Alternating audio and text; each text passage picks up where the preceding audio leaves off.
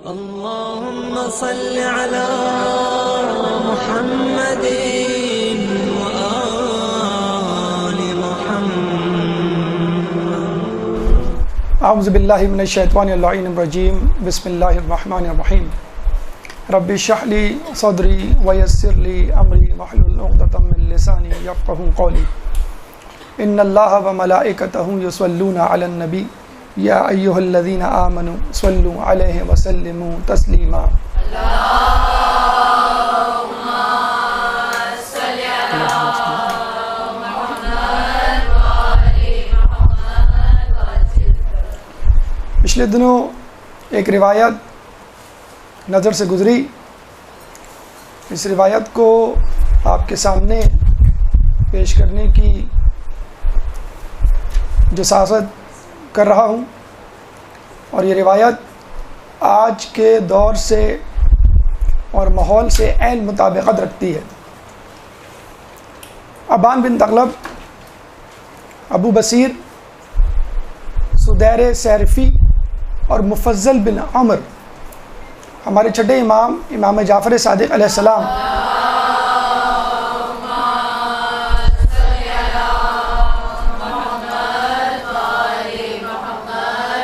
کے پاس تشریف لاتے ہیں تو دیکھتے ہیں کہ امام گریہ کر رہے ہیں اور مسلسل گریہ کر رہے ہیں. جب امام کا گریہ کم ہوا تو ان چاروں افراد نے امام کے گریہ پر تعجب کا اظہار کرتے ہوئے پوچھا کہ امام آپ کو کس چیز نے گریہ پہ مجبور کیا؟ تو امام نے فرمایا کہ ابھی میں نے کتاب جفر میں، جو کہ قیامت تک کے حالات پر مبنی مشتمل کتاب ہے، مطالعہ کیا تو مجھے دور غیبت کے حوالے سے کئی واقعات مشاہدہ کرنے کو ملے. وہاں پہ میں نے یہ دیکھا کہ اس دور غیبت میں عجیب و غریب قسم کے شک و شبہات مومنین کے دل میں پیدا ہوں گے، اور مومنین اس قسم کے شک و شبہات میں مبتلا ہوں گے کہ ان کے ایمان متزلزل ہو جائیں گے. چنانچہ اس چیز نے مجھے مضطرب کر دیا ہے، میری آنکھوں کی نیند اڑ گئی ہے کہ صاحب ایمان کس طرح اپنے ایمان کو اس شک و شبہ سے بچائیں گے. یقیناً ہم آج اسی دور سے گزر رہے ہیں کہ جس دور میں ہمارا امام ہمارے سامنے نہیں، یقیناً اس سے پہلے جتنے ائمہ گزرے ان ائمہ کی زندگی میں حالات و واقعات کتنے ہی پر آشوب کیوں نہ ہوں، کم از کم ان کا امام ان کے سامنے تھا. ایک ڈھارس تھی، ایک تسلی تھی کہ اگر ہم اس پر آشوب دور سے گزر رہے ہیں تو ہمارا امام بھی ان تکالیف سے گزر رہا ہے. اور اگر مومنین کو کسی مسئلے سے دوچار ہونا پڑتا، کسی مصیبت سے، تو وہ امام سے بلا واسطہ رابطہ کر لیا کرتے تھے. آج کل کا مومن یہ سوچتا ہے کہ میں کس سے رابطہ کروں، اگر میرا امام میرے سامنے ہوتا تو کم از کم ایک ڈھارس، ایک تسلی ہوتی. یقیناً یہ دور جو غیبت کا دور ہے، ایسے مومنین کو سلام کرنا چاہیے کہ جو بغیر کسی شک و شبے کے اور اپنے دل میں کسی وسوسے کو لائے بغیر، ایمان کو متزلزل کیے بغیر دین اسلام پر چل رہے ہیں اور امام کے منتظر ہیں. یہاں پر یہ ایک بات ذہن میں رکھنی چاہیے کہ اسی دور میں اپنے ایمان کو بچانا ہی بہت بڑا کمال ہے، اور ایمان کو بچاتے ہوئے اس دنیا سے رخصت ہو جانا ہی بہت بڑا کمال ہے. 14 شعبان کا دن ہے، چند گھنٹے بعد 15 شعبان، نیمہ شعبان کی رات شروع ہو جائے گی، اور ہم سب وہ اعمال انجام دیں گے انشاءاللہ جو اس نیمہ شعبان میں کتابوں میں مذکور ہیں. ایک عمل جو ہم سب کیا کرتے ہیں اور اس سال اس رات بھی انجام دیں گے،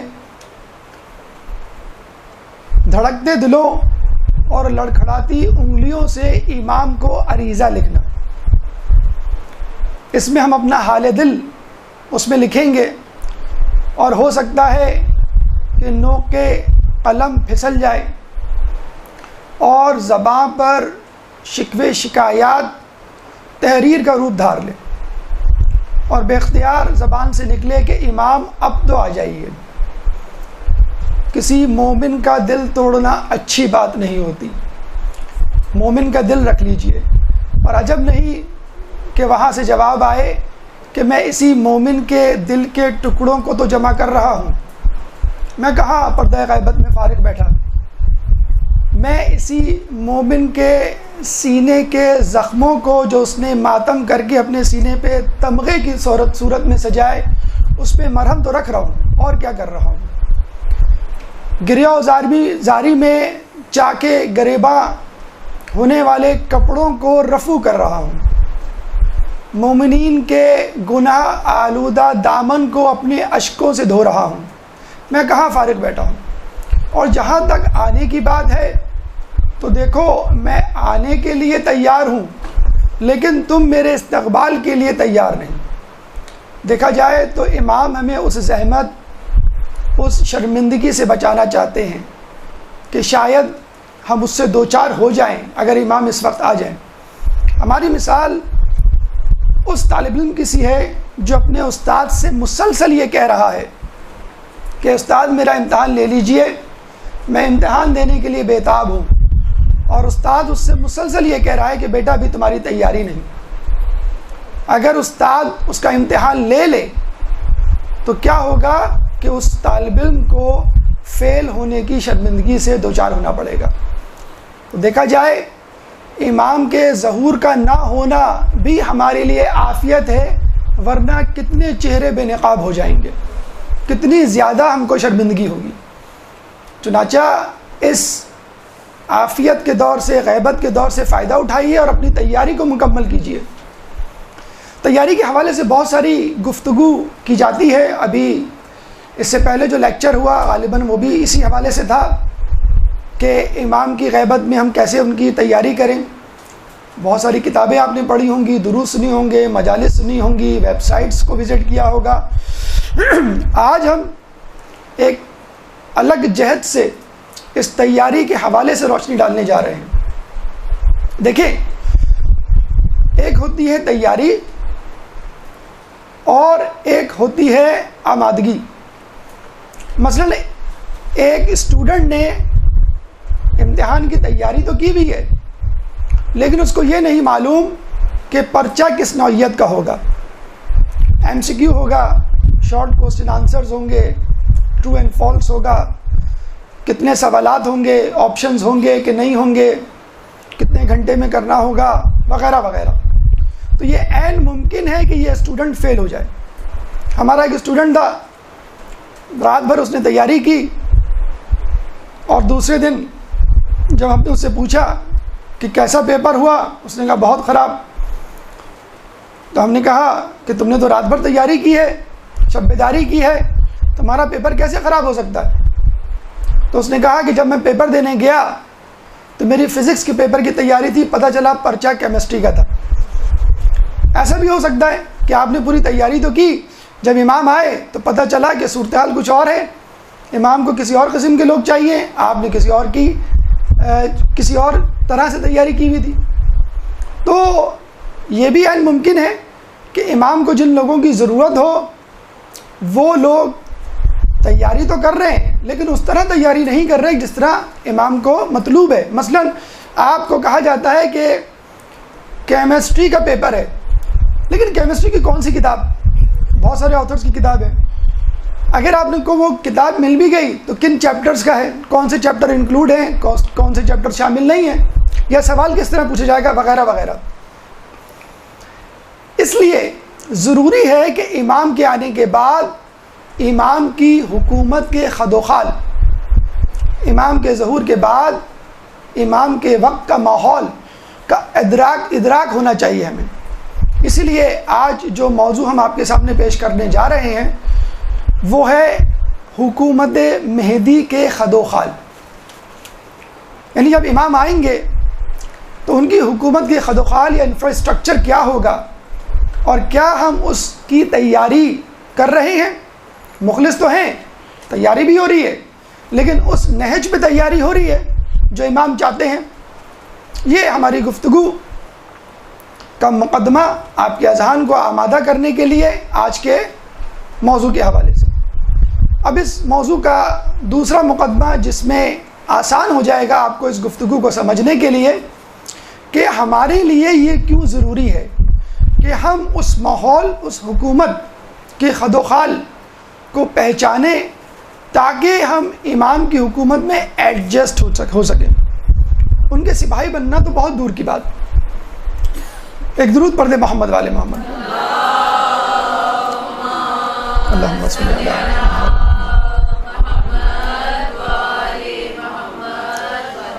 امام کے ظہور کی علامتوں میں سے ایک علامت یہ بھی ہے کہ غیر حتمی علامات میں یہ بات مذکور ہے کہ امام کے ظہور سے پہلے ہجرتیں بہت زیادہ ہو جائیں گی.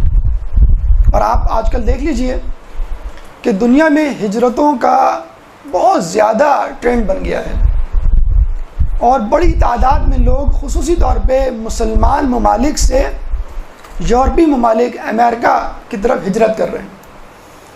اور یہ ٹرینڈ اتنا زیادہ ہو گیا ہے کہ باقاعدہ ایک ریہیبلیٹیشن سینٹر ہر ملک کو کھولنا پڑ رہا ہے.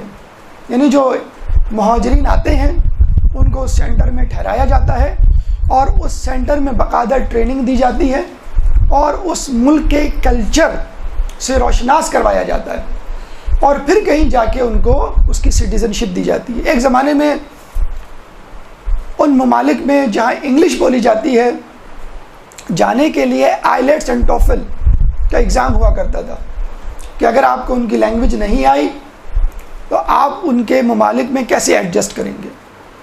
آج کل اس لینگویج سے آگے ایک اسٹیپ آگے ٹریننگ ہو رہی ہے اور وہ ٹریننگ کیا ہے؟ Cultural adaptation. کہ آپ جس ملک میں رہنے جا رہے ہیں وہاں کا کلچر اڈاپٹ کیجئے.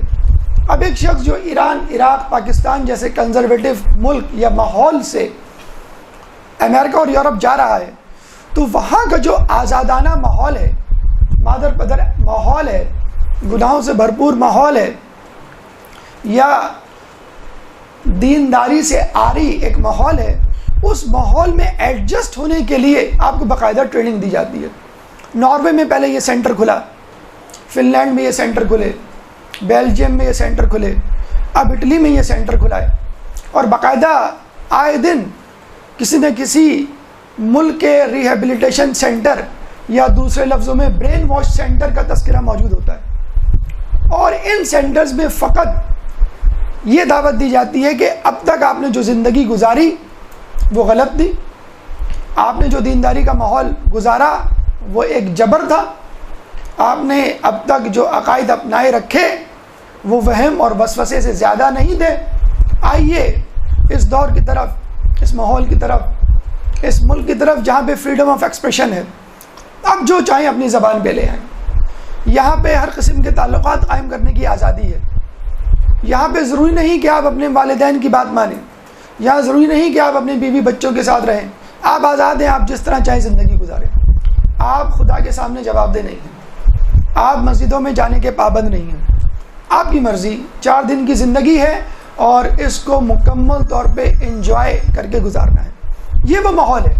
یعنی باقاعدہ تربیت دی جا رہی ہے, بتلایا جا رہا ہے کہ اگر کوئی ایک بے پردہ لڑکی آپ کو انوائٹ کرے کسی ڈسکو کلب میں جانے کے لیے, اپنے ساتھ ناچنے پر مجبور کرے, تو اس لڑکی کو غلط مت سمجھیے گا. یہ باقاعدہ مسلمانوں کو, اسپیشلی مسلمان سٹیزنز کو باقاعدہ ٹارگٹ کیا جا رہا ہے کہ آپ نے جو اب تک اپنے ملک میں حبس زدہ ماحول میں زندگی گزاری وہ غلط تھی. اصل ماحول یہ ہے.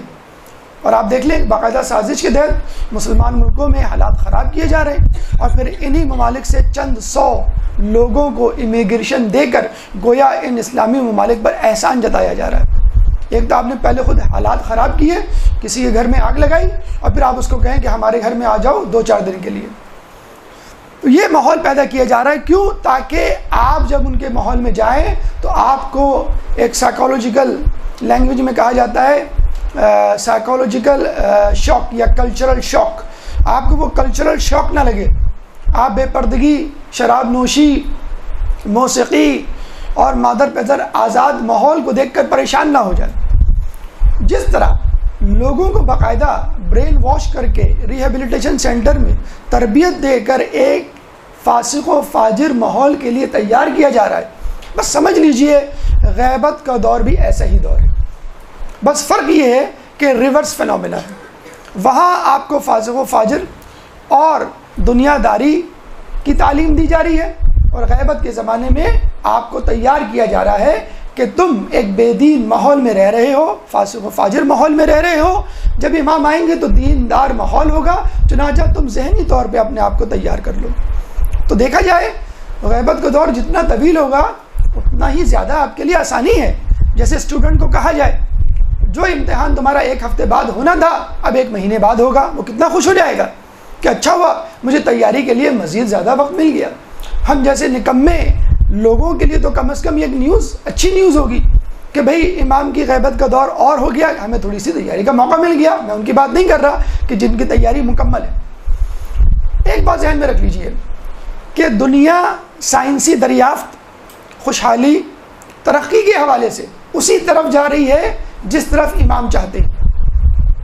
دنیا اسی طرف سفر کر رہی ہے جس طرف امام چاہتے ہیں کہ سفر کرے، لیکن دنیاوی اعتبار سے، ترقی کے اعتبار سے، خوشحالی کے اعتبار سے، تعلیم اور علم کے اعتبار سے، لیکن گناہوں کے اعتبار سے، نیکیوں کے اعتبار سے، ظلم و عدل کے اعتبار سے مخالف میں سفر کر رہی ہے. جبھی تو کہا گیا ہے کہ امام جب آئیں گے تو اس دنیا کو عدل سے بھر دیں گے جس طرح یہ ظلم سے بھری ہوئی تھی. یہ نہیں کہا گیا کہ امام جو ہے اس کو خوشحالی سے بھر دیں گے، یہ فقر و فاقہ سے بھری ہوئی تھی، یا علم سے بھر دیں گے، یہ پہلے جہالت سے بھری ہوئی تھی. امام کے وقت وہی ماحول ہوگا جو خوشحالی اور ترقی کے حوالے سے ابھی ہے، لیکن بہت زیادہ تعداد میں، کثیر مقدار میں، لیکن ڈائریکشن وہی ہوگی. میں اس کی مثال آپ کو دیتا ہوں. اس وقت دنیا میں جو سائنسی ایجادات اور دریافتیں ہو رہی ہیں اتفاقاً ان کا تعلق اسلام سے ہے، اتفاقاً ان کا تعلق دین سے ہے. اچھا یہ بات تو پرانی ہو گئی کہ ایک زمانے میں فلمیں بنا کرتی تھیں گناہوں پر مبنی، عشق و معاشقے پہ مبنی.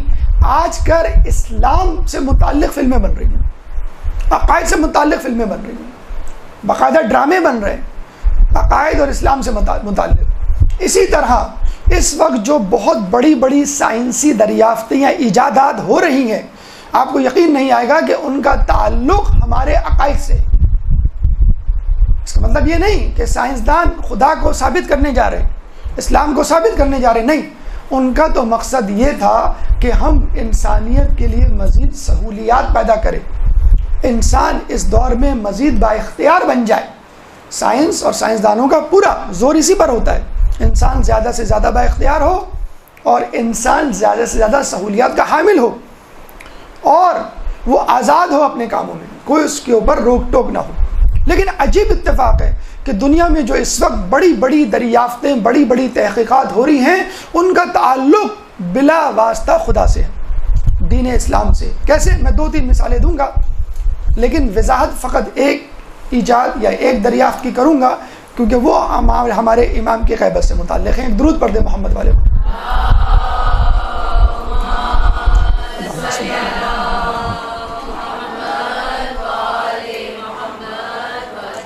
دیکھیں کچھ عرصے پہلے ایک تحقیق ہوئی اور ہگس بوسن پارٹیکل کے حوالے سے ریسرچ کی ابتدا ہوئی. ہگس بوسن پارٹیکل وہ پارٹیکل ہے کہ جس کے بارے میں کہا جاتا ہے کہ اس پارٹیکل، اس ذرے کی وجہ سے یہ کائنات وجود میں آئی اور ستارے سیاروں کو جو مادی وجود ملا ہے اس ہگس بوسن پارٹیکل کی وجہ سے ملا ہے. اس ہگس بوسن پارٹیکل جس کو نوبل پرائز بھی ملا ہے، ایک پروفیسر نے دریافت کیا اور اس وقت فرانس اور بیلجیم کے بارڈر پہ دنیا کی سب سے بڑی لیبارٹری اور کثیر تعداد میں موجود سائنسدان، تقریباً 4000 کی تعداد میں لوگ اس پر ریسرچ کر رہے ہیں، جس میں 4 پاکستانی بھی شامل ہیں۔ اس پر ریسرچ یہ کیسی کی جا رہی ہے کہ یہ کائنات کیسے وجود میں آئی، وہ ذرہ کیا تھا جو اس کائنات کے وجود کا سبب بنا، جس کا نام تھا ہگز بوسن پارٹیکل۔ اتفاق کی بات ہے کہ لوگوں نے اس کا نام رکھ دیا گاڈس پارٹیکل، خدائی ذرہ۔ ہگز بوسن صاحب بہت ناراض ہوئے، کہنے لگے کہ میں خود ایتھیسٹ ہوں اور میں خدا پہ بلیو نہیں کرتا، تم لوگوں نے کیوں اس کا نام گاڈس پارٹیکل رکھ دیا؟ تو یہ ذرہ گاڈس پارٹیکل سے زیادہ مشہور ہو گیا ہے بنسبت ہگز بوسن پارٹیکل کے۔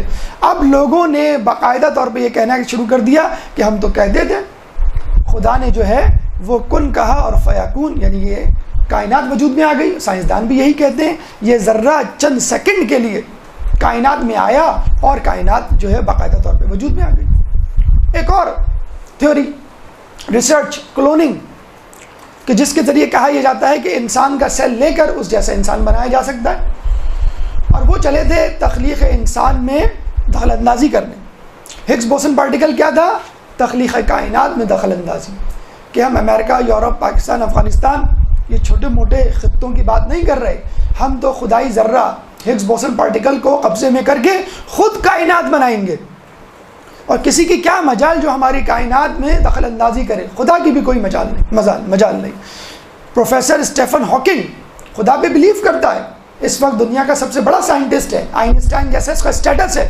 وہ کہتا ہے کہ we can manage the universe without God, ہم خدا کے بغیر یہ کائنات چلا لیں گے، ہمیں خدا کی ضرورت نہیں ہے۔ پہلے کہا کرتا تھا کہ we can read the mind of God, ہم خدا کا دماغ پڑھ سکتے ہیں۔ اب کیا کہتا ہے کہ ہم خدا کے بغیر زندگی گزار لیں گے۔ جیسے بچے کے پاؤں میں باپ کا جوتا آ جائے تو کیا کہتا ہے؟ ابا آپ کو کیا معلوم دنیا میں کیا ہو رہا ہے، آپ گھر بیٹھے، میں گھر سنبھال لوں گا، میں دیکھ لوں گا گھر کے حالات۔ تو بالکل سائنسدانوں کی وہ حالت۔ کلوننگ، سائنسدانوں نے کہا کہ ہم انسان خود بنا لیں گے۔ پتہ چلا کہ عیسیٰ علیہ السلام کے بن باپ کے پیدا ہونے کا جواز پیدا کر دیا، خود یہ دلیل بن گئی، جس کے بارے میں یہ کہا کرتے تھے کہ عیسیٰ علیہ السلام بغیر باپ کے کیسے پیدا ہو سکتے۔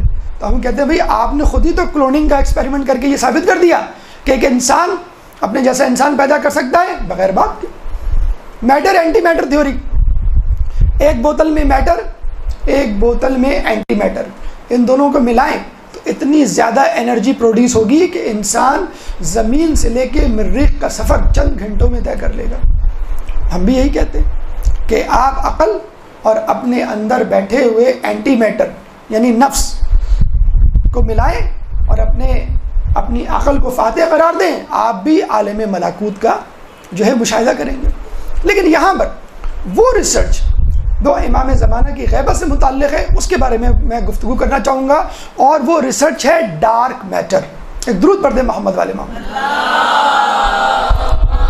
اللہم صلی علی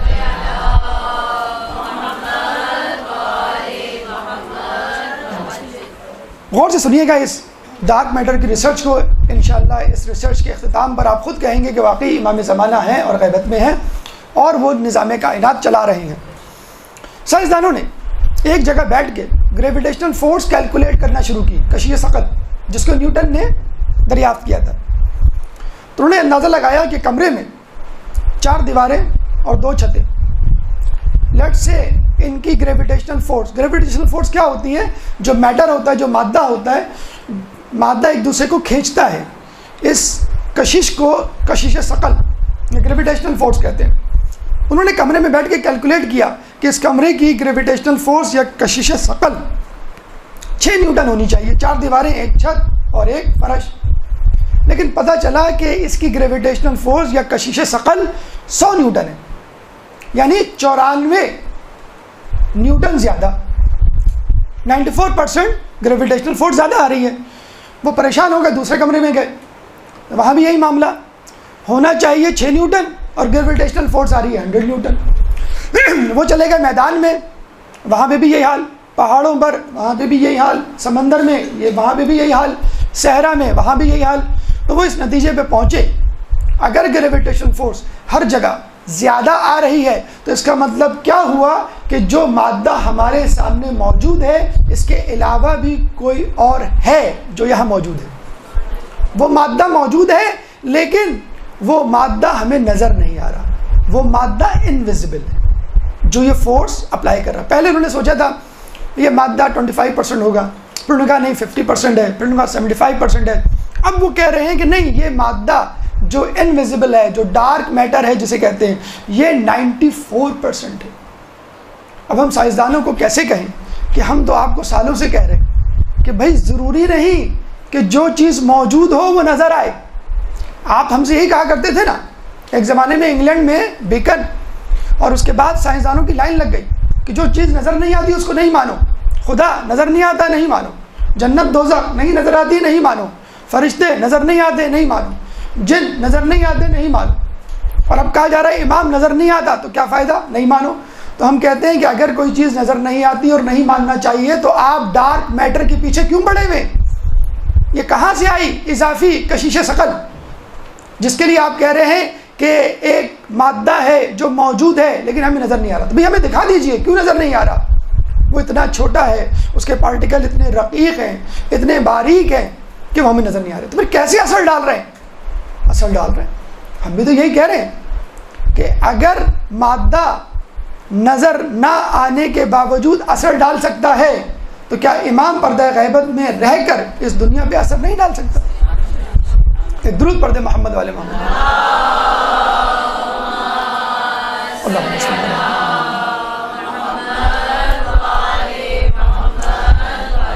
ہو سکتا ہے ہمارے نزدیک یہ ریسرچ اتنی زیادہ اہم نہ ہو, ہم تو بس سائنسدانوں کی بنی بنائی پکی پکائی روٹی پہ اکتفا کر لیتے ہیں. لیٹسٹ ماڈل کے موبائلز آئے خرید لیے, کیمرے آئے لے لیے, گاڑیاں آئیں لے لیں, LCD آئی لے لی, اور جو تحقیق ہوئی فوراً اس کو ہائی جیک کر کے کبھی امام کی غیبت ثابت کر دی, کبھی خدا کا وجود ثابت کر دیا, کبھی روزے کی افادیت ثابت کر دی. ہمارا تو یہی کام رہ گیا ہے, خود سے ریسرچ, بلکہ ان ریسرچ کی طرف توجہ اور ان ریسرچ کو معاشرے میں پروپوگیٹ کرنا مفقود ہو چکا ہے.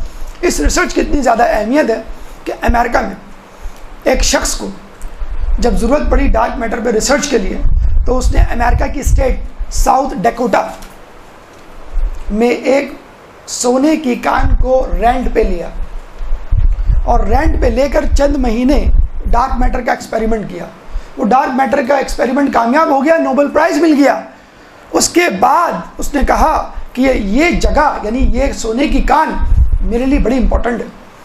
اگر ہم ڈارک میٹر کو ڈیٹیکٹ کرنے میں کامیاب ہو گئے تو ہم اس کو یوز بھی کر سکتے ہیں, اس کو استعمال بھی کر سکتے ہیں. چنانچہ میں چاہتا ہوں کہ یہ جگہ یعنی سونے کی کان ہمیں دے دی جائے.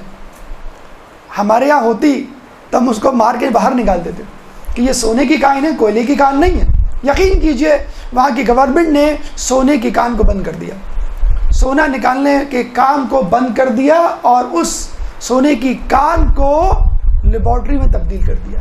اب اس لیبارٹری کا نام ہے سرف. سرف کے نام سے تو ہمیں صرف سرف ایکسل یاد آئے گا. سینفورڈ انڈر گراؤنڈ ریسرچ فیسلٹی, یہ اس کا نام ہے, ساؤتھ ڈیکوٹا میں موجود ہے. سونے نکالنے کا کام بند ہو چکا ہے, سونے کی کام بند ہو چکی ہے, اب وہ لیبارٹری میں چلو. اب آپ دیکھ لیجئے, یہ ہے وہ انگریز, یہ ہے وہ امریکہ جس کو ہم گالیاں دیتے نہیں تھکتے, لیکن یہ وہی لوگ ہیں کہ جو سونے کی کان کو لات مار دیتے ہیں. کس کے لیے؟ علم کے پیچھے. اگر نیوٹن سیب کے پیچھے دوڑ جاتا تو کیا وہ گریویٹیشنل فورس دریافت کر پاتا؟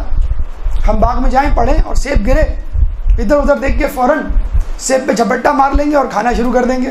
لیکن نیوٹن اپنی جگہ پہ بیٹھا رہا اور اس نے یہ سوچنا شروع کر دیا کہ سیب نیچے کیوں گرا. یہ نہیں سوچا کہ سیب جو ہے وہ کھانا چاہیے کہ نہیں کھانا چاہیے, کیوں گرا.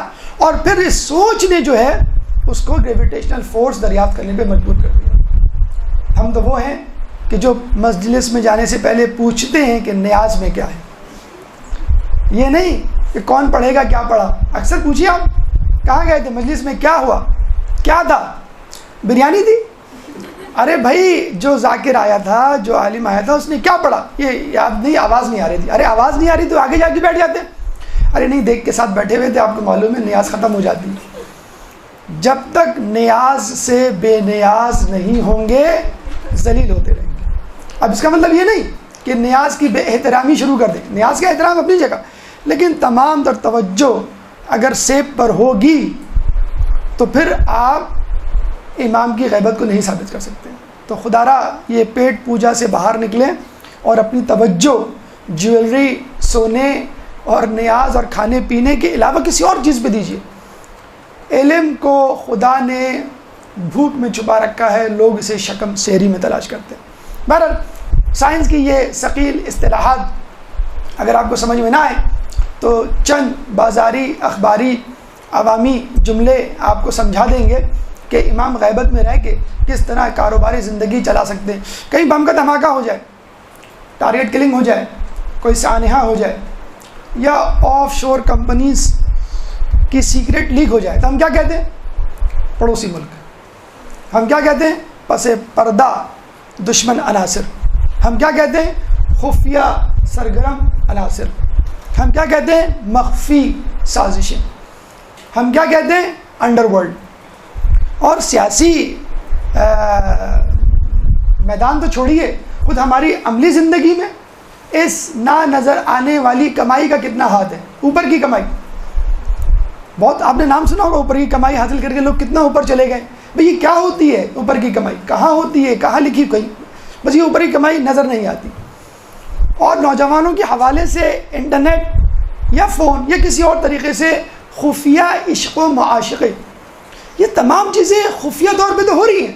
جرائم ہو کہ کرائم ہو یا گناہ ہو یا غیر قانونی کام ہو، جب یہ تمام سرگرمیاں جو خفیہ طور پہ ہو رہی ہیں ہمارے معاشرے پہ اثر ڈال سکتی ہیں، تو ایک امام جو پردہ غیبت میں موجود ہے اللہ کی رضا سے اس کائنات کے کاروبار کو کیوں نہیں چلا سکتا؟ درود پڑھ دیں محمد والے محمد.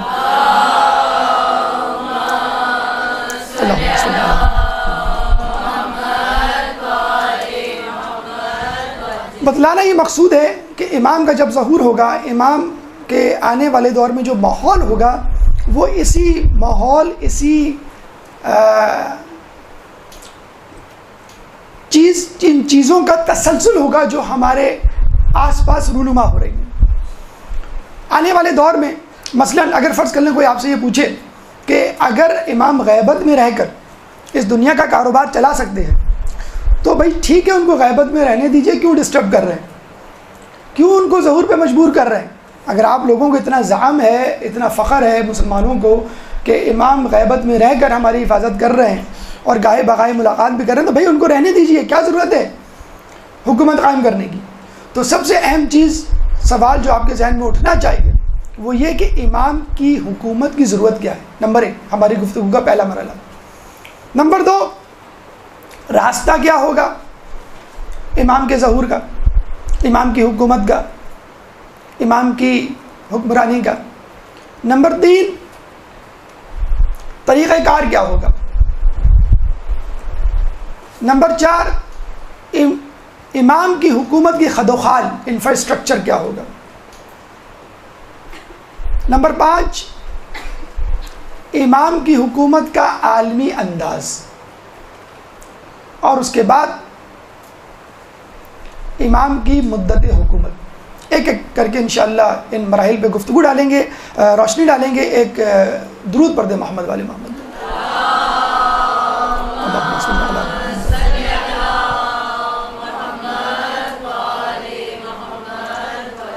ضرورت، جیسے ہم نے کہا کہ امام غیبت میں رہ کے جب کاروباری زندگی چلا رہے ہیں تو ضرورت کیا ہے؟ دیکھیں، ایک فطری تقاضا ہے جس کو آپ دنیاوی تقاضا کہہ سکتے ہیں، اور ایک الہی تقاضا ہے جس کو آپ دینوی تقاضا کہہ سکتے ہیں. فطری تقاضا یا دنیاوی تقاضا کیا ہے؟ ایک تھیوری انقلابات کے حوالے سے بڑی مشہور ہے اور وہ ہے thesis, antithesis, synthesis. Thesis یعنی اسٹیٹمنٹ یا نظریہ، اینٹی تھیسس ضد نظریہ، سنتھیسس نیا نظریہ. اس ایکویشن کے تحت پوری دنیا میں انقلابات آ رہی ہیں. یعنی ایک حکومت ہوتی ہے، ایک نظریہ ہوتا ہے، اس کے خلاف لوگ جمع ہو جاتے ہیں کہ ہمیں ایسی حکومت نہیں چاہیے. وہ لوگ جو باغی ہوتے ہیں جب حکومت میں آتے ہیں تو وہ بھی اپنے نظریے پہ قائم نہیں رہتے، تو ایک نئی حکومت کی شکل بن جاتی ہے. مثلا فرانس میں بادشاہت دی، نپولین بوناپارٹ آیا، اس نے ڈکٹیٹرشپ کی بنیاد رکھی. کیا ڈکٹیٹرشپ رہی؟ چند سال رہی، اس کے بعد ایک ڈیموکریٹک انوائرمنٹ آ گیا. انگلینڈ میں بادشاہت دی، اس کے بعد جمہوریت آئی، اور اس کے بعد کہا گیا کہ دونوں مل کے اپنا کام چلا لیں. رشیا میں کمیونزم تھا لیکن وہ بہت عرصے نہیں چل سکا، اب کمیونزم پلس ڈیموکریسی چل رہی ہے. مصر میں ڈکٹیٹرشپ دی، ڈیموکریسی آئی، آج ملیٹنسی موجود ہے. تو آپ نے دیکھا جہاں جہاں انقلابات آئے ہیں وہ اپنی جگہ پہ رکے نہیں، ایک نئی شکل اختیار کر گئے. اس کا مطلب کیا ہوا کہ انسان یہ سوچتا ہے کہ شاید یہ راستہ غلط ہے، یہ راستہ صحیح ہے. جب اس کے پیچھے جاتا ہے تو کچھ عرصے بعد اندازہ ہوتا ہے کہ نہیں، یہ راستہ بھی غلط ہے، یہ راستہ بھی غلط ہے. بالکل ایسی مثال ہے کہ ایک مریض میڈیکل اسٹور میں داخل ہو جائے اور ایک دوا اٹھا کے کھانے لگے کہ شاید یہ میرے مرض کی دوا ہو، پھر دوسری دوا، پھر تیسری دوا، پھر چوتھی دوا. ایک دوا تو وہاں موجود ہوگی جو اس کے مرض کا علاج ہوگی، دوا ہوگی، لیکن وہ ٹرائل اینڈ ایرر کی بنیاد پر دواؤں کا استعمال کر رہا ہے اور اپنی جان سے ہاتھ دھو بیٹھتا ہے. بالکل یہی مسئلہ یہاں پر بھی ہو رہا ہے. ہم یہ سمجھتے ہیں کہ دنیا میں آنے والے انقلابات مسلسل تبدیلی کی طرف جا رہے ہیں، اور ان تمام انقلابات کو ایک فائنل حتمی انقلاب کی ضرورت ہے کہ جس کے بعد تمام لوگ اس انقلاب پر متفق ہوں گے اور مزید انقلاب کی ضرورت نہیں ہوگی. یہاں پر ایران کے انقلاب کو ایک ایکسیپشن قرار دینی چاہیے. کیوں؟ کہ یہ انقلاب واقعی ایک حق و باطل کا معرکہ تھا، کہ جس میں باطل کو شکست ہوئی اور حق کو فتح ہوئی. اور اب یہ انقلاب امام کے آنے والے انقلاب کے لیے ایک زمینہ فراہم کر رہا ہے، ایک مقدمہ فراہم کر رہا ہے. جب ہم کہتے ہیں کہ انقلاب ایران کو قائم رکھ اور اسے زمانے کے امام کے انقلاب سے متصل فرما، یہ ہے دنیاوی ریزن یا فطری تقاضا جس کی بنیاد پہ ہم کہتے ہیں کہ دنیا میں آنے والے انقلابات مسلسل تحران پذیر تبدیلی کے خواہ ہیں، اور ایک حتمی انقلاب کی ضرورت ہے کہ جس میں تمام لوگ متفق ہو جائیں. اب آ جائے دینی ضرورت یا الہی تقاضا کیا ہے. ایک درود پڑھ دے محمد والے محمد. اللہم صلی اللہ. سورہ نور آیت نمبر 55 اللہ تعالیٰ فرماتا ہے وعد اللہ الذین آمنوا منکم وعملوا الصالحات. اللہ تعالیٰ کا وعدہ ہے ان لوگوں سے کہ جو ایمان لائے اور جنہوں نے نیک عمل کیا. کیا وعدہ ہے؟ لَيَسْتَخْلِفَنَّهُمُ الَّذِينَ لَيَسْتَخْلِفَنَّهُمْ فِي الْأَرْضِ كَمَا اسْتَخْلَفَ الَّذِينَ مِنْ قَبْلِهِمْ، کہ ان کو خلیفہ حاکم بنائے گا ان لوگوں کی طرح کہ جس طرح کے پہلے کے لوگوں کو بنایا. کیوں؟ وَلَيُمَكِّنَنَّ لَهُمْ دِينَهُمُ الَّذِي ارْتَضَىٰ لَهُمْ، تاکہ ان کے دین کو قائم کر دے کہ جس سے وہ راضی ہے. اور اس کا فائدہ عام لوگوں کو کیا ہوگا؟ وَلَيُبَدِّلَنَّهُمْ مِن بَعْدِ خَوْفِهِمْ أَمْنًا، اور دنیا میں خوف کو امن سے بدل دے.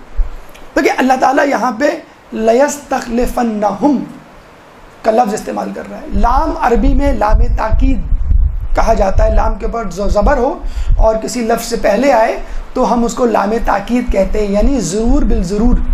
اور پھر لَيَسْتَخْلِفَنَّهُمْ، نون پہ جو تشدید ہے اس کو ہم کہتے ہیں نون ثقیلہ، نون تاکید ثقیلہ. تو یہاں پر 2 مرتبہ تاکید اللہ تعالیٰ نے استعمال کی ہے. لَيَسْتَخْلِفَنَّهُمْ، ضرور بالضرور ہم خلیفہ بنائیں گے. کن کو؟ تو جن لوگوں نے نیک عمل کیے اور جن لوگوں نے عمل صالح کیے اور جو لوگ ایمان لائے.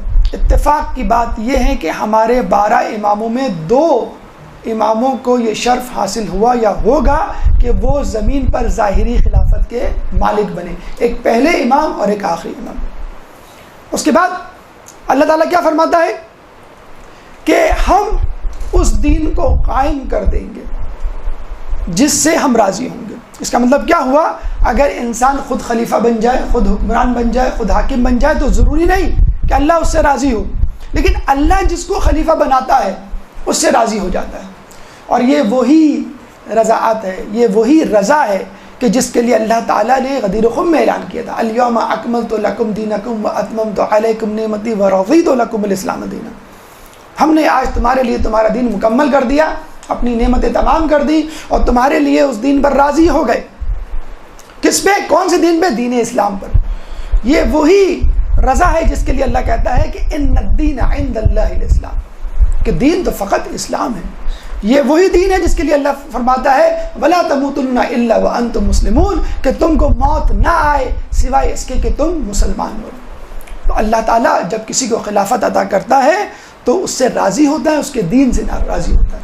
اس کے علاوہ سورہ مبارکہ قصص آیت نمبر 5 میں اللہ تعالیٰ فرماتا ہے وَنُرِيدُ أَن نَّمُنَّ عَلَى الَّذِينَ اسْتُضْعِفُوا فِي الْأَرْضِ وَنَجْعَلَهُمْ أَئِمَّةً وَنَجْعَلَهُمْ هُمُ الْوَارِثِينَ، کہ اللہ نے ارادہ کر لیا ہے ان لوگوں پر احسان کا کہ جن لوگوں کو کمزور بنایا گیا. کیا ارادہ کر لیا ہے؟ وَنَجْعَلَهُمْ أَئِمَّةً، کہ ان کو امام بنائے گا. یعنی اللہ تعالیٰ فقط حکمران نہیں بنائے گا، اللہ تعالیٰ ان کو امام بنائے گا. وَنَجْعَلَهُمُ الْوَارِثِينَ، اور ان کو اپنا وارث بنائے گا. تو اللہ تعالیٰ کمزوروں کو، اللہ تعالیٰ ایمان کے حامل لوگوں کو، اللہ تعالیٰ نیک عمل کرنے والوں کو جزا دیتا ہے اس دنیا میں بھی اور آخرت میں بھی. اور اس دنیا میں جزا کیا ہے؟ خلافت. اس دنیا میں جزا کیا ہے؟ حکمرانی. اس کے علاوہ ایک حدیث جس کے بارے میں ہمارے یہاں کے محدثین نہیں، اغیار کے محدثین گواہ ہیں کہ یہ حدیث صحیح ہے. ابن ماجہ، ابن داؤد میں یہ حدیث مل جائے گی. رسول فرماتے ہیں کہ جب دنیا میں ایک دن رہ جائے گا، اگر دنیا میں ایک دن بھی رہ جائے تو اللہ تعالیٰ ہم اہل بیت میں سے ایک شخص کو بھیجے گا کہ جس کا نام میرے نام پر، جس کی کنیت میری کنیت پر ہوگی، اور وہ اس دنیا کو عدالت سے، عدل سے اس طرح بھر دے گا جس طرح یہ ظلم سے بری ہوگی. اللہم صلی علی محمد وعلی محمد.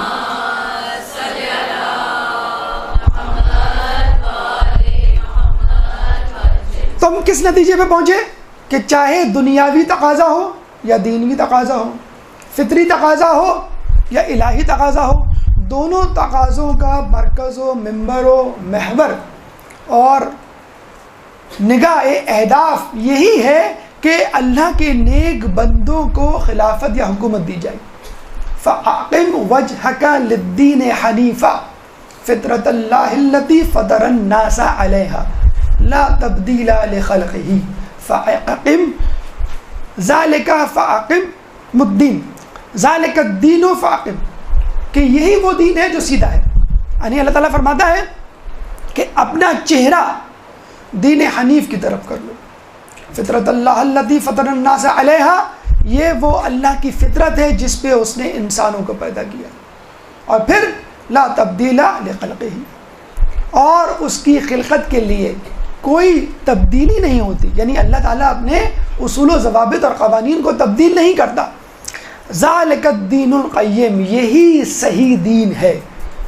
تو اگر تم دنیاوی اعتبار سے کوشش کرو کہ میں صحیح راستے پہ پہنچ جاؤں، میں عدل پر آ جاؤں، میں صراط مستقیم پر آ جاؤں، چاہے تم دیندار بن کر سوچو، دونوں کی سوچیں ایک ہی جگہ پر منطبق ہوں گی، ایک ہی جگہ پر مرتکز ہوں گی، اور وہ وہی سوچ ہوگی جو اللہ کی سوچ ہوگی.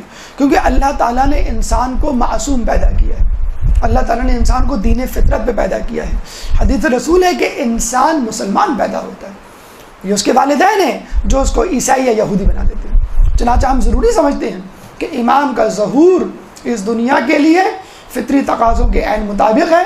چنانچہ ہم ضروری سمجھتے ہیں کہ امام کا ظہور آیات اور روایات کے عین مطابق ہے، چاہے یہ روایات ہماری کتابوں میں ملے یا اغیار کی کتاب.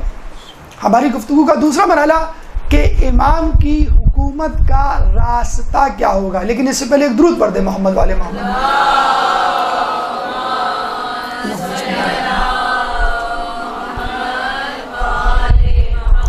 دیکھیں، آپ نے یہ حدیث سنی ہوگی کہ اولنا محمد و اوسطنا محمد و آخرنا محمد و کلنا محمد. کیوں؟ اس لیے کہ رسول کی سنت، ان کے بعد آنے والے ائمہ کی سنت اور آخری حجت کی سنت، کسی بھی امام کی سنت میں کوئی تبدیلی یا انحراف نہیں دیکھیں گے آپ سنت محمدی سے ہٹ کر. چنانچہ اگر امام آئیں گے تو ان کا راستہ وہی ہوگا جو رسول کا ہوگا. لوگ یہ سمجھتے ہیں امام آئیں گے، ہاتھ میں ان کی ذوالفقار ہوگی اور سر قرم کرتے ہوئے وہ ہر جگہ نکل جائیں گے. ایک خوف و دہشت کی فضا ہوگی کہ جو ان کی بات نہیں مانے گا اس کو مار دیا جائے گا، ورنہ مجبوراً ان کی بات مانیں. ایسا نہیں. امام فقط وہی کام کریں گے, وہی راستہ اپنائیں گے جو رسول نے اپنایا. رسول نے کیا اپنایا؟ مکی دور, مدنی دور, 2 مرحلے تھے رسول اللہ کی نبوت کے. رسول اللہ نے 80 سے زیادہ غزوات اپنی زندگی میں لڑے, جنگیں لڑی. مجھے بتائیے ان میں سے کتنی جنگیں مکی دور میں ہوئی؟ ایک جنگ بھی نہیں ہوئی. اس کا مطلب کیا ہوا؟ اللہ کے رسول نے اپنے نبوت کے زیادہ دور میں, نبوت کا دور ٹوٹل 23 سال کا, 13 سال گفت و شنید میں گزارے, 13 سال تبلیغ میں گزارے, 13 سال سمجھانے میں گزارے. اس کے بعد جو 10 سال مدینے میں آئے اس میں جنگیں لڑی. بالکل اسی طرح امام بھی رسول کی سنت پہ عمل کریں گے, پہلے لوگوں کو سمجھائیں گے, پہلے تبلیغ کریں گے, پہلے تعلیمات اہل بیت کو عام کریں گے. لیکن جب لوگ اس نہج پر پہنچ جائیں گے کہ دودھ کا دودھ پانی کا پانی, یعنی صحیح لوگ الگ اور غلط لوگ الگ ہو جائیں گے, اور غلط لوگ کسی طور پر بھی امام کی بات ماننے کے لیے تیار نہیں ہوں گے, بلکہ حق کے خلاف تلوار لے کے, حق کے خلاف اسلحہ لے کے سامنے آ جائیں گے, تب امام زور و زبردستی, تلوار اور جہاد کا راستہ اپنائیں گے. تو یہ یاد رکھ لیجئے کہ امام کے آنے کے بعد وہی طریقہ کار ہوگا, وہی طریقہ محمدی, وہی سنت محمدی, کہ پہلے سمجھانے کا دور, صبر و برداشت کا دور یعنی مکی دور, اس کے بعد مدنی دور. اس کے بعد تیسرا مرحلہ کہ امام کا طریقہ کار کیا ہوگا. ایک درود پڑھ دیں محمد والے محمد. اللہم صلی علی محمد.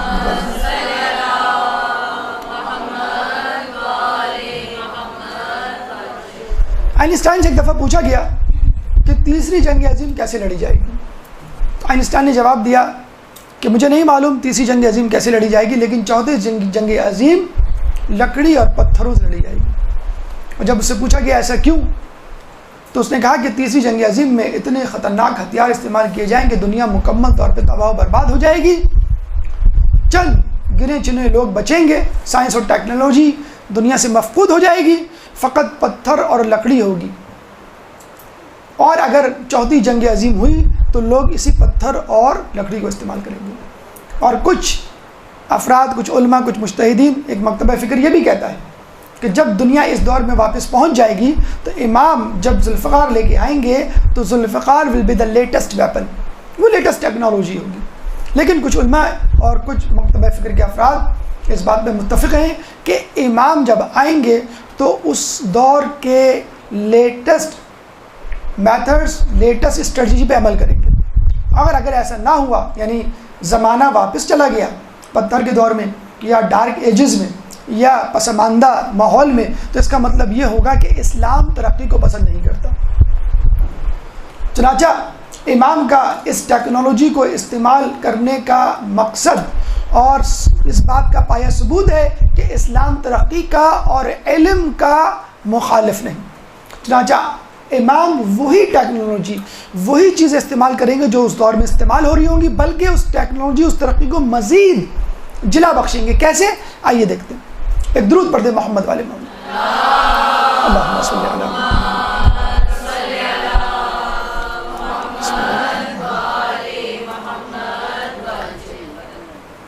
امام کی حکومت کا خد و خال, امام کی حکومت کا انفراسٹرکچر کیا ہوگا؟ سب سے پہلے علمی صورتحال. امام کے بارے میں کہا جاتا ہے کہ امام جب آئیں گے تو اس وقت علم 2 حروف تک پہنچا ہوگا. امام آ کر اس میں مزید 25 حروف کا اضافہ کریں گے, اور علم 2 حروف سے 27 حروف تک چلا جائے گا. ہم جس علم پر گھمنڈ کرتے ہیں, جس علم پر سائنسدانوں کو فخر ہے کہ اب ہم کائنات کا نظام خود چلا لیں گے, اب ہم خدا کا ذہن پڑھ سکتے ہیں, اب ہم کائنات خود بنا سکتے ہیں, ہم زلزلے طوفان خود لا سکتے ہیں, ہم بارش خود کروا سکتے ہیں, ہم سونامی برپا کر سکتے ہیں. اس دور کے اس گھمنڈیے اور مغرور سائنسدان کے لیے عرض ہے کہ تم جتنی ترقی کر لو, ابھی تو ترقی باقی ہے, ابھی تو 2 حروف تک بھی نہیں پہنچی ہوگی. جب امام آئیں گے تو اس وقت 2 حروف ہوگی, اور امام کے آنے کے بعد امام اس علم کو, اس ترقی کو 2 حروف سے 27 حروف تک لے جائیں گے. اس کا مطلب کیا ہوا کہ اسلام ہونے والی جاری و ساری ترقی سائنسی ایجادات، انکشافات کی نفی نہیں کریں گے، مخالفت نہیں کریں گے، بلکہ اس کو آگے بڑھائیں گے۔ آپ دیکھ لیجئے اس وقت دنیا اسی طرف جا رہی ہے۔ ہم اپنی زندگی کو دیکھتے ہیں، ہم نے 20 یا 30 سال میں کمپیوٹر سیکھا، ہمارا بچہ 4 سال 5 سال کا ہے اور وہ کمپیوٹر پہ ایکسپرٹیز رکھتا ہے۔ پہلے زمانے میں او لیول کے ایگزام 16 سال کے 17 سال کے لڑکے لڑکیاں پاس کرتے تھے، 9 سال کے لڑکے نے او لیول کا ایگزام پاس کیا ہے اور اس کا تعلق پاکستان سے۔ MCSE بل گیٹ کمپنی کا ایگزام جو MBBS یا BE یا ACCA یا MBA کے برابر ایک زمانے میں سمجھا جاتا تھا، آپ کو معلوم ہے کتنی سال کی عمر کے لڑکے نے یہ ایگزام پاس کیا ہے؟ 6 سال کی عمر کے لڑکے نے۔ 6 سال کی عمر کا لڑکا پہلی کلاس میں ہوتا اور اتفاق سے اس کا تعلق بھی پاکستان سے۔ آپ نے دیکھا اب جو ایگزام ہو رہے ہیں اس میں آپ کی ایج لمٹ نہیں پوچھی جاتی، آپ سے یہ نہیں پوچھا جاتا کہ آپ نے پچھلی کلاس میں کون سی کلاس پاس کی ہے۔ اگر آپ ایگزام دینا چاہتے ہیں موسٹ ویلکم، آئیے دیجئے، اگر آپ اس قابل ہوئے تو پاس ہو جائیں گے، نہیں قابل ہوئے تو فیل ہو جائیں گے، خود بخود ہمیں پتہ چل جائے گا۔ ہمیں اس کی کیا ضرورت ہے ہم آپ کی پرانی ڈگری تلاش کرتے پھر۔ میڈیکل کالج میں ایگزام لینا ہے اس کا الگ ایگزام ہے، انجینئرنگ کالج میں ایگزام لینا ہے اس کا الگ ایگزام ہے، ہر قسم کے ڈپارٹمنٹ میں امتحان ایڈمیشن لینے کے لیے اس کا الگ ایگزام ہے۔ اب پچھلی ڈگریوں کو نہیں پوچھا جاتا۔ اب پاکستان میں تو ہم یہاں پر پہنچے ہیں کہ 1/3 پرانی مارک شیٹ، 1/3 انٹرویو اور 1/3 جو ایپٹیچیوڈ ٹیسٹ ہوتا ہے، ہم 1/3 تک پہنچے۔ لیکن امریکہ یورپ میں اب یہ سسٹم ختم ہو گیا۔ وہ کہتے ہیں کہ آپ کو میڈیکل میں ایڈمیشن لینا ہے، ہم آپ سے یہ بھی نہیں پوچھیں گے آپ نے انٹر کیا ہے کہ نہیں کیا، آپ وہاں کا USMLE ایگزام پاس کر لیں، اگر کر لیں تو آپ میڈیکل میں آ جائیں، GRE ایگزام آپ پاس کر لیں، اس کے بعد آپ کو جہاں ایڈمیشن چاہیے آپ وہاں چلے جائیں گے۔ تو آپ نے دیکھا ایج لمٹ ختم ہوتی جا رہی ہے، انسٹیٹیوٹ ختم ہوتے جا رہے ہیں، اسکول کالجوں کا نظام ختم ہوتا جا رہا ہے۔ آنے والے دور میں آپ انڈیپینڈنٹ اسٹڈی کریں گے، ویب سائٹ سے پرچے ڈاؤن لوڈ کریں گے، سلیبس ڈاؤن لوڈ کریں گے، ویب سائٹ سے آن لائن فیس اپنی ڈپازٹ کریں گے۔ SSC ایگزام اسی طرح کا ایگزام ہے، او لیول ایگزام اسی طرح کا ایگزام ہے، GRE ایگزام اسی طرح کا ایگزام ہے۔ اب کالج یونیورسٹی جانے کی ضرورت نہیں ہے، آپ انٹرنیٹ پہ بیٹھ کے تمام ایگزام دیں، آپ کو کسی نے نہیں روکا۔ آپ دیکھ رہے ہیں اور غور سے اپنے آس پاس کے ماحول پہ نظر ڈالیے، کیوں آج کل کے بچے تیز ہیں؟ کیونکہ عقل انسانی ترقی کر رہی ہے، امام کے آنے تک عقل انسانی بہت آگے چلی جائے گی۔ تو کیا نعوذ باللہ امام آ کر اس ترقی کو روکیں گے؟ اس کا مطلب یہ ہوا کہ اسلام اس دنیا کے لیے بنا ہی نہیں، اسلام تو غار اور اسٹون ایج والے زمانے کے لیے بنا ہے۔ تو امام جب آئیں گے تو مزید اس میں ترقی دیں گے۔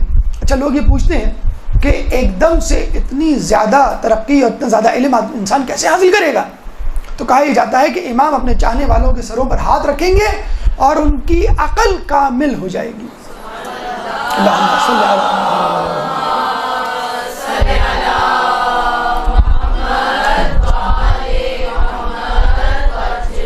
اچھا، یہ بھی ایک عجیب طریقہ ہے، ریکی آپ نے سنا ہوگا، ایک میتھڈ آف ٹریٹمنٹ ہے جس میں ہاتھ رکھا جاتا ہے اس جگہ پہ جہاں پہ آپ کو درد یا تکلیف ہوتی ہے اور وہ درد ختم ہو جاتا ہے۔ ابھی اس کا سائنٹیفک پروف یا ڈیٹا جمع نہیں ہوا ہے، لیکن بہرحال ایک میتھڈ ہے۔ اس کا مطلب ہے ہاتھ کا لمس اپنی الگ اہمیت رکھتا ہے، اور اگر وہ ہاتھ امام کا ہو، معصوم کا ہو، تو یقیناً اپنی جگہ ایک اہمیت رکھتا ہے۔ ہمارے تو امام کا لعاب بھی شفا ہے، تو ہاتھ شفا کیوں نہیں ہوگا؟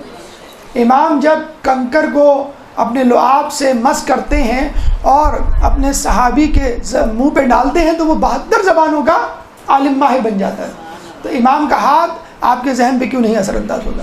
تو آپ نے دیکھا کہ امام آگے کی طرف جائیں گے، امام علم کو مزید آگے بڑھائیں گے۔ اب غیبت کے زمانے میں آپ کو علم پہ توجہ دینی ہے، آپ کو یہ نہیں کہنا کہ امام تو نماز روزوں کو دیکھیں گے، امام تو عبادت کو دیکھیں گے، امام تو اخلاص کو دیکھیں گے، نہیں، امام آپ کے علم کو دیکھیں گے۔ مجھے بتائیے کہ امام اسی کے سر پہ تو ہاتھ رکھیں گے کہ جو سر اس قابل ہوگا کہ جس میں امام کا علم منتقل ہو سکے۔ تو امام عقل کو کامل کریں گے، امام علم کو کامل کریں گے۔ امام کے زمانے میں مواصلاتی نظام کیا ہوگا، کمیونیکیشن میڈیا کیا ہوگا؟ اگر یہ حدیث، یہ روایات آج سے 20 سال پہلے پڑھی جاتی یقیناً لوگ ہنستے یا خاموش ہو جاتے کہ بھئی ہمیں نہیں معلوم یہ سب کیسے ہوگا. لیکن آج کا دور ہمیں بتلا رہا ہے کہ واقعی امام کا ظہور ہوگا، اور کوئی اچھمبے، کوئی حیرت کی بات نہیں ہوگی کہ امام کا ظہور ہوگا. وہی باتیں جو ہم دیکھ رہے ہیں. اب میں جو روایت آپ کو ابھی تک میں نے بتلائی ہیں، جو ابھی مزید بتانے جا رہا ہوں، آپ کہیں گے سر یہ کون سی نئی باتیں کر رہے ہیں آپ؟ لیکن یہ باتیں کرنا اس لیے ضروری ہے کہ آج سے 20 سال پہلے ہماری ہی زندگیوں میں ان روایات پہ کوئی عمل نہیں کرتا تھا، اور لوگ سمجھتے تھے کہ یہ معجزات ہوں گے. معجزات نہیں، یہ حقائق ہے، یہ سائنس ہے. مواصلت نظام کیا ہوگا؟ اب آپ کہیں گے سر یہ تو ہوتا ہے، لیکن آج سے 20 سال پیچھے جا کر اس روایت کو پڑھیے کہ امام کے ساتھی ایک دوسرے سے ہتھیلیوں پر رابطہ کریں گے، حالانکہ ایک مشرق میں بیٹھا ہوگا اور ایک مغرب میں بیٹھا ہوگا. اتفاق سے موبائل ہتھیلیوں ہی کے برابر تو ہیں. اسی موبائل پہ آپ انٹرنیٹ کے ذریعے، اسکائپ کے ذریعے، گوگل ہینگ آؤٹ کے ذریعے، واٹس ایپ کے ذریعے رابطہ قائم کرتے ہیں اس شخص جو مغرب میں بیٹھا ہوا ہے، اور یہی روایت آپ سنا رہے ہوتے ہیں. تو کہتے ہیں یہ کون سی نئی بات ہے؟ ہم بھی یہی کہہ رہے ہیں کہ امام جب آئیں گے تو آپ ڈریے مت ان کی حکومت سے کہ پتہ نہیں کیسی حکومت ہوگی. ہم جو ہے پتھر کے دور میں چلے جائیں گے، سائنس، ٹیکنالوجی، کمپیوٹر. امی کہہ رہا ہوں، جس طرح امی جو ہے ہمیں کمپیوٹر ہاتھ نہیں لگانے دیتی، ٹی وی نہیں کھولنے دیتی، شاید امام بھی یہی کریں گے. امام تو اس سے زیادہ سخت ہوں گے. امام تو کمپیوٹر، ٹی وی اٹھا کے سب بھیج دیں گے جیسے امی کرتی ہیں، ابو کرتے ہیں. نہیں، امام اس کو مسلمان کریں گے. عقل، دریافتیں، ایجادات کافر نہیں ہوتی، ان کا استعمال ان کو کافر بناتا ہے. امام کے ساتھ ہی ہتھیلیوں پہ رابطہ کریں گے تو وہ یہی رابطہ ہوگا جو آج ہو رہا ہے، لیکن صحیح طریقوں پر استوار ہوگا. یہی نہیں، اس سے آگے کی بات بتاؤ، شاید اب تک یہ بات یہاں پہ نہیں پہنچی ہو. امام کے ساتھیوں کو اللہ تعالیٰ اتنی زیادہ قوت بصارت اور قوت سماعت دے گا کہ وہ دور، لاکھوں میل دور بیٹھے ہوئے شخص سے باتیں کریں گے اور اس کو دیکھیں گے. اب دیکھیں، اب آپ کو یہ روایت نعوذ باللہ مزے کا خیز لگ رہی ہوگی، یہ روایت سمجھ میں نہیں آ رہی ہوگی. یہ روایت تو آپ نے سمجھ میں آ گئی آپ کو کہ ہتھیلی پہ رابطہ کریں گے. آپ نے کہا سر یہ کون سی بڑی بات ہے، کوئی نئی بات کرے. اب جب کوئی نئی بات کرنے بیٹھتے لوگ کہتے ہیں کہ سر آپ بڑھ کے مار رہے ہیں، کہاں کی باتیں کر رہے ہیں، ہوش میں آ جائیے، کچھ زیادہ جوش میں آ گئے. اب تو بھائی یہ جو روایت ہے ہتھیلیوں پر رابطہ کرنے والی 20 سال پہلے، اس میں بھی لوگ ہنستے تھے کہ میاں کس جنگل میں، کس صحرا میں رہ رہے ہو، کہاں رہ رہے ہو، کس جنت میں رہ رہے ہو، حقیقت حال کی باتیں کرو. اب یہ جو روایت میں نے آپ کو بتائی کہ امام کے ساتھیوں کی قوت بصارت اور قوت سماعت اتنی زیادہ ہو جائے گی کہ وہ ہزاروں میل، لاکھوں میل دور بیٹھے اپنے ساتھی سے باتیں کریں گے اور اس کو دیکھیں گے جس طرح وہ سامنے بیٹھا ہے. اب اس کا سائنٹیفک پروف سن لیجیے. بایو انجینئرنگ آپ لوگوں کو معلوم ہوگا ایک شعبہ وجود میں آ چکا ہے. پہلے تو لوگ اس پہ لڑتے تھے، جھگڑتے تھے کہ ڈاکٹر بنوں کہ انجینئر بنوں. امی کہہ رہی ہیں کہ ڈاکٹر بنو، ابو کہہ رہے ہیں کہ انجینئر بنو. اب میرا دل دو طرف ہے. لو بھائی، بایو انجینئرنگ وجود میں آ گئی. اس میں بایولوجی یعنی میڈیکل بھی ہے، اور انجینئرنگ بھی ہے، میتھمیٹکس بھی ہے، بایولوجی ہے. پہلے لوگ کہتے تھے مجھے بایولوجی سے نفرت ہے، تو لوگ فوراً کہتے تھے تمہیں میتھمیٹکس اچھا لگتا ہے؟ جی. مجھے میتھمیٹکس سے نفرت ہے، تمہیں بایولوجی اچھی لگتی ہے؟ جی. ہمت ہی نہیں ہوتی کسی کو کہنے کی جو یہ کہہ سکے کہ مجھے دونوں چیزیں اچھی لگتی. یہ کیسے ہو سکتا ہے کہ بایولوجی اور میتھ؟ نہیں، اب وہ زمانہ گیا. اب تو ڈبل پروفیشن اور پولی میتھ کا زمانہ ہے کہ بایو انجینئرنگ وجود میں آ گئی ہے. اب میں اس کے آپ کو ایک لطیفہ بھی سنا دوں. حقیقت ہے بلکہ لطیفہ کیا ہے. ابھی ایک درود پڑھ دیں محمد والے محمد میں.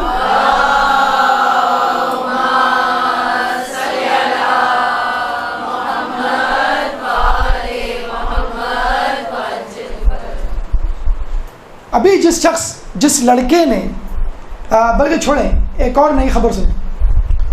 اسٹیفن ہاکنگ، آئنسٹائن، یہ دنیا کے عظیم ترین سائنسدان گزرے ہیں. ان کا آئی کیو کتنا تھا؟ 160. 100 آئی کیو کا مطلب ہے کہ you are fit for your age.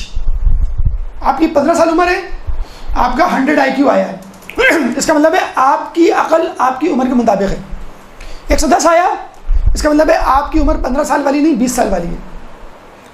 130 آیا، اس کا مطلب ہے آپ کی عمر جو ہے وہ 30 سال والی ہے. باقاعدہ ایران میں اسپیشل چلڈرن کا اسکول کھلا ہے جو جینیس ہے. جینیس ہے, ہائپر جینیس ہے, ان کا الگ اسکول کھلا ہے. کبھی ان کو ٹریڈیشنل وے میں نہ پڑھاؤ, کیا 1 سال پھر دوسری سال پھر تیسری سال پہلی جماعت دوسری, نہیں, ان کو 2-4 سال پڑھا کے او لیول میٹرک یا جو کام کروانا ہے کروا دیں. اب میں نے کہا نا کہ اب کلاس سسٹم نہیں رہا, اب جو ہے ایج سسٹم نہیں رہا. سنیے, اس بچے کا تعلق 11 سال کا بچہ ہے, گجرات سے رہتا, وہ انگلینڈ میں. یہی مصیبت ہے ہماری, پاکستان میں پاکستانی ہوتے ہیں, انڈین ہوتے ہیں, اور جب کوئی کارنامہ کرتے ہیں معلوم کرتے ہیں کہاں رہتے ہیں, برمنگھم میں, لیسٹر میں, امریکہ میں رہتا وہ, انگلینڈ میں. اس کا آئی کیو آئنسٹائن اور اسٹیفن ہاکنگ سے زیادہ آیا ہے. اس بچے کا آئی کیو 11 سال کی عمر میں, جب اسٹیفن ہاکنگ آئنسٹائن کی عمر کو پہنچے گا تو اس کا آئی کیو کتنا ہوگا؟ آئنسٹائن اور اسٹیفن ہاکنگ کا آئی کیو کتنا تھا؟ 160. اس بچے کا آئی کیو آیا 162. اب بچے کا جواب دیکھیے, بچے کے جواب سے لگ جائے گا ہی ڈیزروز ٹو ٹیک 162. اس سے پوچھا کہ بیٹا آپ کیا بنو گے؟ کہنا مجھے ڈاکٹر بننے کا بھی شوق ہے, انجینئر بننے کا بھی شوق ہے. تو انٹرویو لینے والا ہنسنے لگا, ہماری عمر کا تھا. کہ بیٹا یہ تم دونوں چیزیں کیسے کر سکتے ہو, ہم نے تو کبھی نہیں دیکھی. کہنے لگا کہ میں ایک ایسا روبوٹ بناؤں گا جو آپریشن کرے گا. ٹھیک ہے, جمع ہو گئی دونوں چیزیں, انجینئرنگ بھی جمع ہو گئی اور میڈیکل بھی جمع ہو گیا. تو کون سی ایسی بڑی بات ہے؟ تو یہ میں آپ کو بتلا رہا ہوں کہ آئی کیو لیول مسلسل بڑھ رہا ہے, عقل مسلسل بڑھ رہی ہے, علم مسلسل بڑھ رہا ہے. تو امام آ کر کیا اس علم کو روکیں گے؟ یہ تو فطرت کے خلاف ہے. فطرت اللہ التی فطر الناس علیہا, اللہ نے انسان کو اپنی فطرت پہ پیدا کیا ہے, کسی اور فطرت پہ نہیں پیدا کیا. دنیا کا ہر انسان اسی طرح سوچتا ہے جس طرح اللہ سوچ رہا ہے, امام بھی ویسے ہی سوچ رہے ہیں. ہاں وہ ایک الگ بات ہے کہ آپ اس کا غلط فائدہ اٹھائیں, اس علم کا غلط فائدہ اٹھائیں. علم آگے بڑھے گا تو عقل آگے بڑھے گی, علم آگے بڑھے گا. اچھا, اب میں یہ بات کر رہا تھا کہ امام جب آئیں گے تو ان کے ساتھی ہزاروں لاکھوں میل دور دیکھ سکیں گے. اچھا, ابھی بات انٹرنیٹ کی نہیں ہو رہی, اسکائپ یا گوگل ہینگ آؤٹ کی نہیں ہو رہی, اپنی آنکھوں سے دیکھیں گے, اپنے کانوں سے سنیں گے. اس وقت بایو انجینئرنگ کی بدولت ایسے کان بنائے جا رہے ہیں, ایسی آنکھیں بنائی جا رہی ہیں جس سے آپ دور تک دیکھ سکیں. پہلے تو انہوں نے یہ کیا کہ جو آنکھ خراب ہو چکی تھی اس کو ریپلیس کیا ایک الیکٹرانک آنکھ سے, جیسے آپ کا بازو ہوتا ہے آرٹیفیشل. پھر انہوں نے جو کان بہرے تھے, جو نہیں سن سکتے تھے, ان کو ریپلیس کیا آرٹیفیشل ایئر سے, اور ان کی قوت سماعت بڑھا دی. نہیں, اب ایک اور سسٹم کر رہے ہیں, کہہ رہے ہیں کہ جیسے آپ کی آئی سائٹ کمزور ہو جائے تو آپ ڈاکٹر کے پاس جاتے ہیں, میری آئی سائٹ کمزور ہو گئی ہے, اس کو نارمل کر دیں. نہیں, اب وہ زمانہ آئے گا کہ آپ کہیں گے ڈاکٹر کو میری آئی سائٹ نارمل ہے, آپ اس کو ایب نارمل کر دیں, ایکسٹرا آرڈینری کر دیں. میں اب تک 2 میل دیکھ سکتا ہوں, میں چاہتا ہوں 4 میل دور تک دیکھوں. وہ زمانہ آنے والا ہے. باقاعدہ مینیپولیشن ہو رہی ہے الیکٹرانک کی, جس میں آپ کی قوت بصارت, ہم اپنے بچپن میں دیکھتے تھے $6 ملین مین, اس میں جو وہ ہیرو جو تھا وہ بہت دور تک دیکھ لیا کرتا تھا. ہم نے کہا یہ پتہ نہیں زمانہ کب آئے گا, وہ زمانہ آ گیا. پھر اس کے بعد نائٹ رائڈر آئی کہ جس میں جو وہ اپنی گھڑی سے رابطہ کیا کرتا تھا. تو اب تو سیمسنگ اور آئی فون کی گھڑیاں آ گئی ہیں, آپ گھڑیوں سے رابطہ کر سکتے ہیں ایک دوسرے سے. تو علم آگے بڑھ رہا ہے, عقل آگے بڑھ رہی ہے, ایجادات آگے ہو رہی ہے. امام ری انفورس کریں گے, انہی چیزوں کو آگے بڑھائیں گے, روکیں گے نہیں. تو ہماری کیا ذمہ داری بنتی ہے؟ امام زمانہ کے منتظرین کی ذمہ داری یہ بنتی ہے دنیاوی علوم سے اپنے آپ کو آراستہ اور پیراستہ کریں, اور ان علوم کو, ان ایجادات کو مسلمان کریں, ان ایجادات کو, ان علوم کو مومن بنائیں. تو مواصلاتی نظام میں کیا ہوگا کہ امام کا ساتھی دور تک دیکھ سکے گا, اپنی آنکھ سے دور تک سن سکے گا, اور جس کے لیے بایو انجینئرنگ اس وقت موجود میں آج کی. مطلب آپ یوں کہہ سکتے ہیں کہ امریکہ یورپ والے شاید امام کے آنے کی تیاری زیادہ کر رہے ہیں, ہم کم کر رہے ہیں, لیکن ان کو نہیں معلوم. جس طرح سیمسنگ, آئی فون یا کمپیوٹر یا ٹی وی یا LCD یا بلب بنتے امریکہ میں ہیں, استعمال ہم کرتے ہیں. تو امام کے آنے کے لیے زمینہ وہ تیار کر رہے ہیں, استعمال ہم کریں گے. میں خواب ہوں کسی اور کا, مجھے دیکھتا کوئی اور ہے, میں کسی کے دستے طلب میں ہوں, مجھے مانگتا کوئی اور ہے, یا میرے نصیب کی بارشیں کسی اور چھت پہ برس پڑی, وغیرہ وغیرہ. تو بہرحال تو امام جب آئیں گے تو اسی ترقی کے دور کو آگے بڑھائیں گے. امام جب آئیں گے اسی علم کو آگے بڑھائیں گے, اس میں رکاوٹ نہیں بنیں گے. تو خدا را دنیاوی تعلیم یا دینی تعلیم بھی اپنی جگہ ضروری, دنیاوی تعلیم کو رکاوٹ یا ترقی کو دشمن نہ سمجھیں اسلام کا یا امام کا. اچھا مواصلات آپ نے کہا کہ سر یہ تو ساری علم کی باتیں ہو گئیں. یہ جو آپ نے کہا کہ کمیونیکیشن ہوگا علم ہوگا تو یہ مدرسے والی باتیں ہیں. کچھ باتیں کاروباری افراد کے لیے بھی کیجیے, کچھ باتیں ان لوگوں کے بھی کیجیے جو دنیا چاہتے ہیں. امام کے زمانے میں تعمیرات عروج پر ہوں گی. ہم بڑے خوش ہیں پاک چائنا کوریڈور بنا کر, اللہ کرے کہ بن جائے گوادر پورٹ کی طرح, کسی التوا کا شکار نہ ہو. پاک چائنا کوریڈور بنا کے بڑے خوش ہوئے. امریکہ کی معاشی ترقی کا سب سے بڑا راز اس کی ہائی ویز ہے. آپ سن لیں, دیکھ لیں, وہاں جا کے لوگوں سے پوچھیں. ہائی ویز بہت بنائی ہیں انٹر کنیکشن کے لیے تاکہ لوگ صرف سفر کر چکے. اسی طرح اب لوگوں کو ہوش آیا کہ شاہراہ راشم کی طرح ایک چائنا کوریڈور بنائے. امام آ کر سب سے پہلے شاہراہوں کی تعمیر پر توجہ دیں گے. ہماری تو دعا ہے سب سے پہلے کراچی کی سڑکوں کو ٹھیک کریں. تو شاہراہیں تعمیر کریں گے, شہروں کو وسعت دیں گے, کوفے کو 54 میل تک وسعت دیں گے, اتنی وسعت دیں گے کہ کربلا اس میں شامل ہو جائے گا. اللہم صلی اللہ.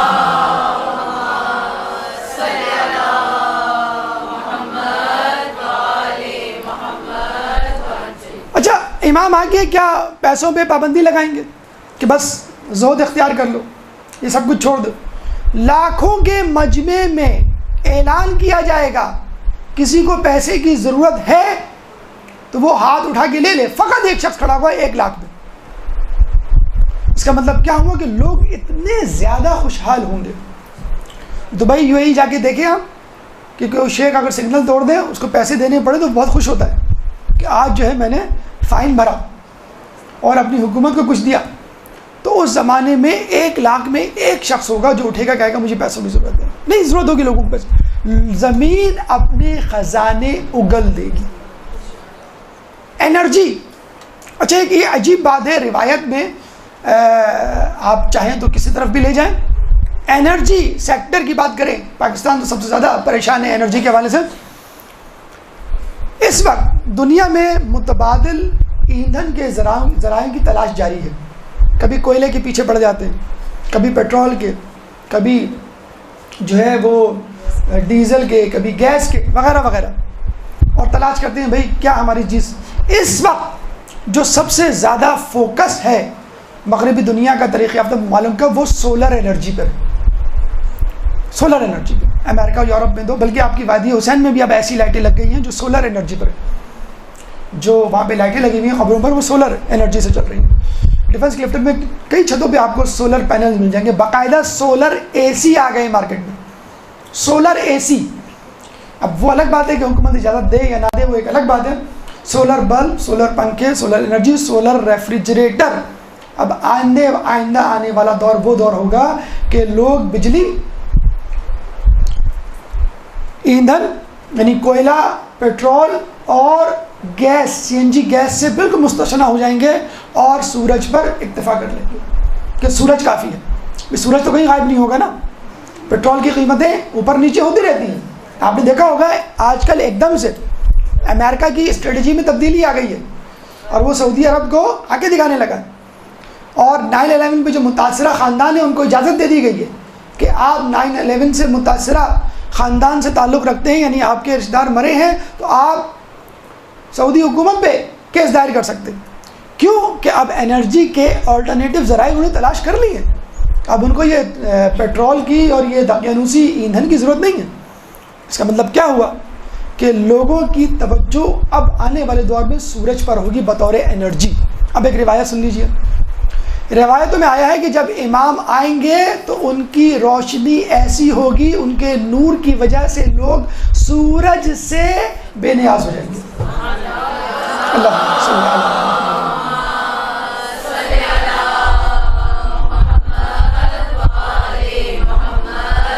اچھا یہ بھی کوئی نئی بات نہیں, نئی بات اس حوالے سے نہیں کہ انسان کے اندر کیا کوئی الیکٹریسٹی, کوئی انرجی ہو سکتی ہے.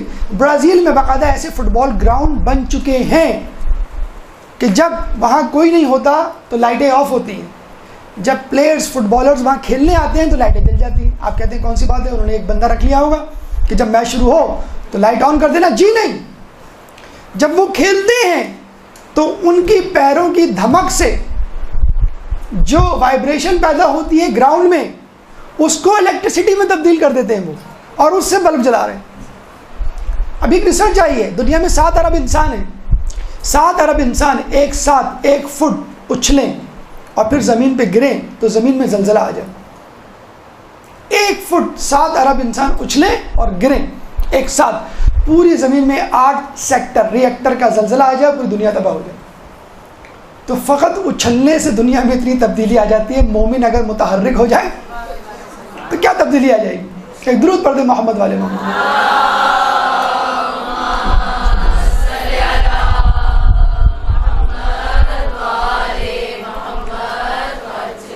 عدلیہ، امام کا نظام عدل ایسا ہوگا کہ کسی کو کوئی احتجاج یا آبجیکشن کرنے کا موقع ہی نہیں ملے گا.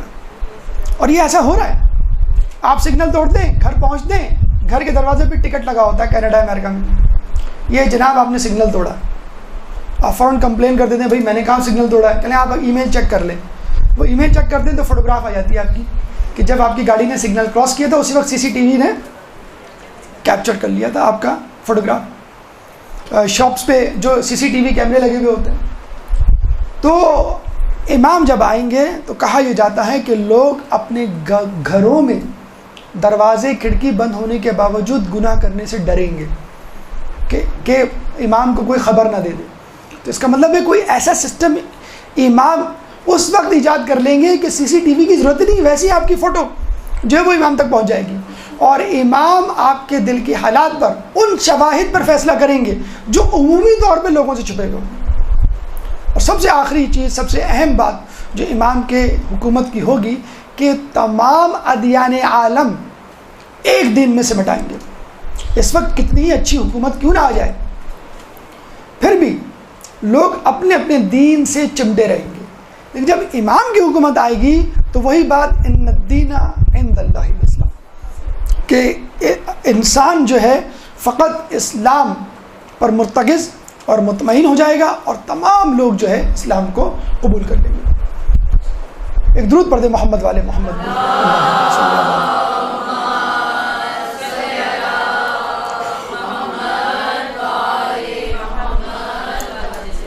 لیکن ایک آخری بات جو سب سے اہم بات ہے، آپ نے دیکھا ہوگا جب بھی کوئی حکومت آتی ہے اگر عوام خوش ہیں تو اس حکومت کے کارندے اور زیادہ خوش ہوتے ہیں. اگر امام خوشحال ہے تو اس حکومت کے ہم نوا یا ہم خیال لوگ اور زیادہ خوشحال ہوتے ہیں. بلکہ نہ بھی ہوں حکومت والے، حکومت کا ساتھ دینے والے تو ضرور خوشحال ہوتے ہیں، لیکن یہ عجیب حکومت ہوگی. جب امام آئیں گے تو لوگ تو خوشحال ہوں گے، لوگ تو زرق برق لباس پہنیں گے، لوگ تو انواع قسم کے لذیذ کھانے کھائیں گے. لیکن کہا یہ جاتا ہے، روایتیں موجود ہے کہ امام کا کپڑا سخت اور موٹا ہوگا. امام کی غذا انتہائی سادہ اور معمولی قسم کی ہوگی، نہ صرف امام کی بلکہ امام کے چاہنے والوں کی. کیوں کہ امام کے چاہنے والے اور خود امام کے نزدیک اچھا لباس یا برا لباس برابر ہے، اچھا کھانا یا برا کھانا برابر ہے. کہ جو لوگ اسلام کے لیے، جو لوگ اہل بیت کے لیے، جو لوگ خدا کے لیے اپنی جانیں دینے کے لیے تیار ہوتے ہیں، ان کے نزدیک دن اور رات برابر ہوتے ہیں، ان کے نزدیک خوشی اور غم کے مواقع برابر ہوتے ہیں.